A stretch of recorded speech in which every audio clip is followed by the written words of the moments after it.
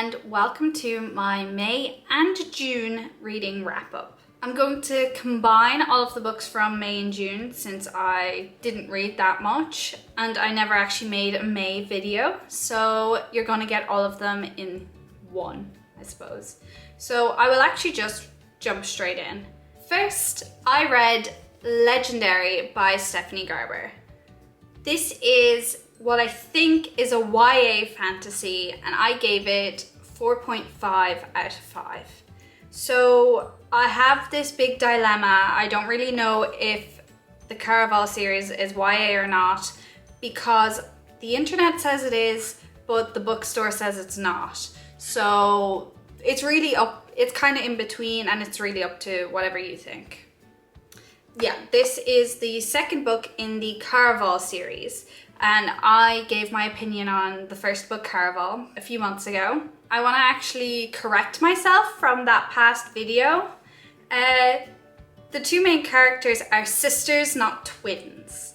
I don't know what was going on in my head when I was reviewing Caraval. The two main characters are Scarlett and Donatella, and they are sisters. Donatella is about 2 years younger than Scarlett, I think. And for some reason I said they were twins. I don't know. The camera turned on and I kind of just lost my head. I don't know what I was talking about. Anyway, this book follows on from the first. The main character, the main point of view is actually Donatella, so the younger sister, rather than Scarlett, who was the main POV in the first book. In this book, and kind of near the end of the last book, kind of epilogue-ish / the start of this book, we learned that Donatella has been making kind of dangerous deals with dangerous people. And she is now tasked during this book with finding Legend's real name. And the stakes are pretty high for her in this because it is to save their mother, her mother. That's the kind of setting. And there is another Caraval. So there's only one Caraval every year, but this year is special because an empress wanted one for her birthday. It's a whole thing. Anyway, and so there's another Caraval, conveniently. So Donatella is thrown back into another game to win. And if you win this Caraval, you come face to face with Legend, and that would reveal his identity and stuff. So Tella is trying really hard to win this game so that she can basically unmask Legend, get her answers, and save her mother. So, easy stuff. There's a lot of sneaky stuff going on, and there's a new character or two. There's some revelations, some secret keeping, some secret uncovering all throughout this book. Jax is a new character, and for anyone who has read Once Upon a Broken Heart, they know who Jax is. I obviously have not read those books yet. However, I have heard so much about that series, as in just the vibe and everything, that the second I read the description of Jax, I was like, oh, there he is. That's the guy that people are obsessed with from the other series. And I was right. It is Jax. So he's been introduced and he is in the Stephanie Garber universe, and now I'm becoming acquainted with him. There was some surprises I found with him in this book, which was very interesting, and I'm excited to see where his stuff goes in the future, especially with his own series. And yeah, I quite like him so far, his trickery kind of nature. I really love this universe. I think I've pretty much fallen in love with this universe, and the writing style, just the vibes going on. As I kind of said in the last review, the fantastical nature, the fairy tale wonder kind of throughout the book, that kind of atmosphere is really appealing to me. I like the addition of high stakes, her mother's life being on the line, combined with this joyful exterior. I liked, that kind of put together, and so it's simultaneously dark and mysterious while also being very fairy tale and enchanting. So that's what I really have enjoyed about these two books so far. And then I have finale, and then I can jump into Once Upon a Broken Heart and that series. So I highly recommend Caraval as a series, and I quite liked Legendary. Next, I read Babel by R.F. Kuang. This is a historical fantasy, and I gave it 5 stars. So, how does one even begin to review Babel? This book had captured the world. Like, it won the awards. It won all the awards last year. And yeah, I think that's fully justified. And that is not a unique opinion whatsoever. So for anyone who doesn't know, this book is set in the 1800s, and it is like a fictionalized version of Oxford University, the Translation Institute Babel. And so this book really blends fantasy fiction and non-fiction.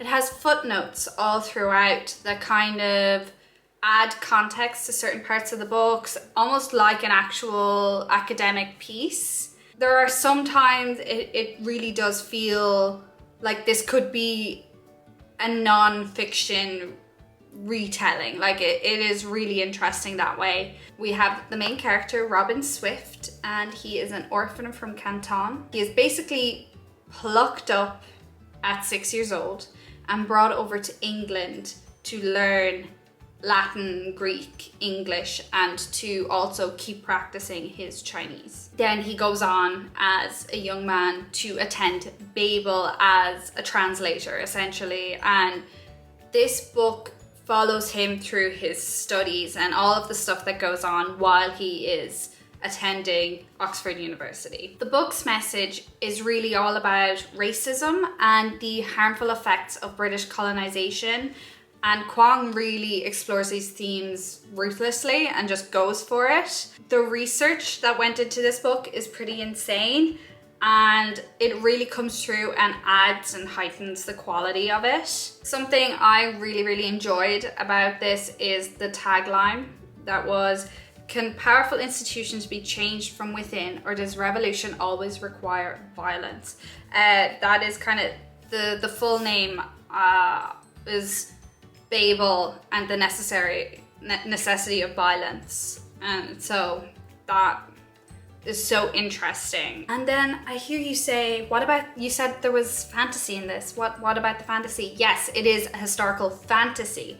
So there is a magic system, and there's this incredibly unique and interesting magic system. In this universe, magic is carried out through silver bars. I will do my best to really break this down for you. It can be a bit confusing, whatever. When a word is translated, a lot of the time some meaning is lost. Think of all the words in other languages that aren't English that don't have exact English equivalents. So there's just some kind of translation missing in translation part, right?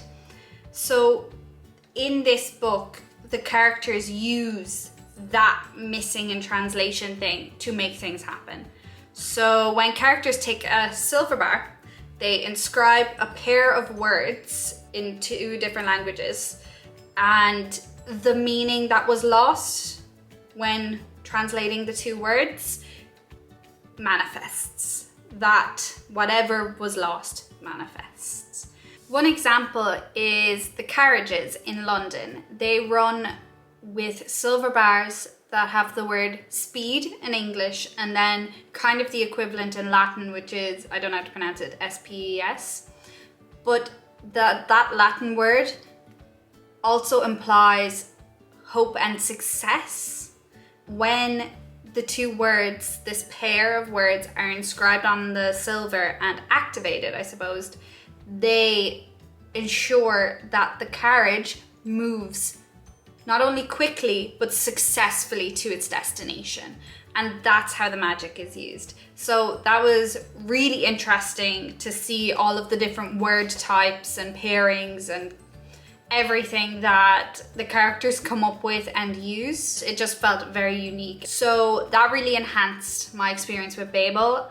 And yeah, I really recommend Babel if you haven't read it already. It's so popular for a reason. It's so good. So a very good read.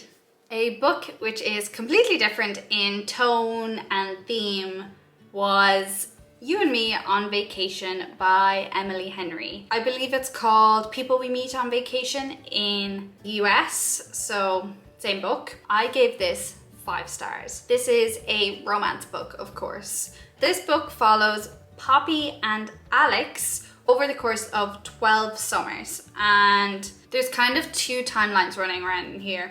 So there is the present and then the past, where we're finding out how their friendship built up over the years, and then the present is what's going on. So in the present, Poppy and Alex have not spoken in a while and they're not really getting along, full stop. So through the past and the flashbacks to the other summers, we're finding out what was going on, and also what was going on at the time in their lives. They had boyfriends and girlfriends that were cycling through, and then they had each other and what was going on with each other. We're kind of finding out what it was that made their friendship fall apart. And that's really the story. It's all about looking between to see what it was, what happened, and then also will they come back to each other. Every time I pick up an Emily Henry book, I forget how much I love Emily Henry. I constantly forget.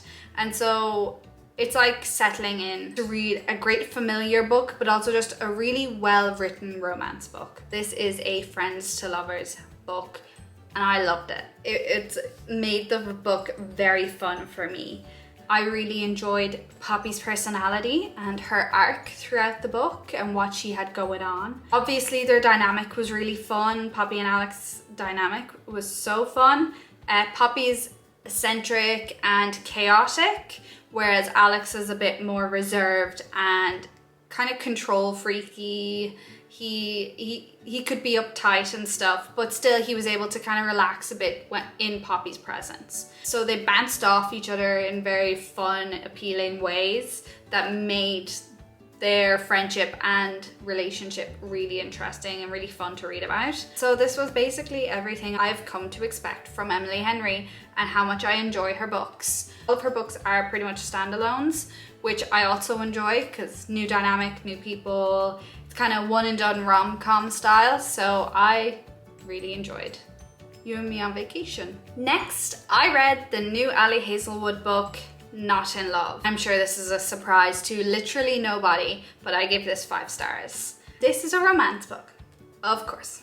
So Not in Love is a little bit different to other Hazelwood books in that this book had the usual fun bits, the STEM bits, but it also had a bit more like serious undertones at points. Even Ali Hazelwood herself did leave a little note at the start and did say that this book is less rom-com and more erotic romance due to the characters not being maybe fantastic at dealing with their issues, or maybe are not fantastic at communicating their needs, all the rest. Themes such as child neglect, food insecurity, and grief are really prevalent throughout parts of this book, and so if that is something you are sensitive to, be aware of that going into the book.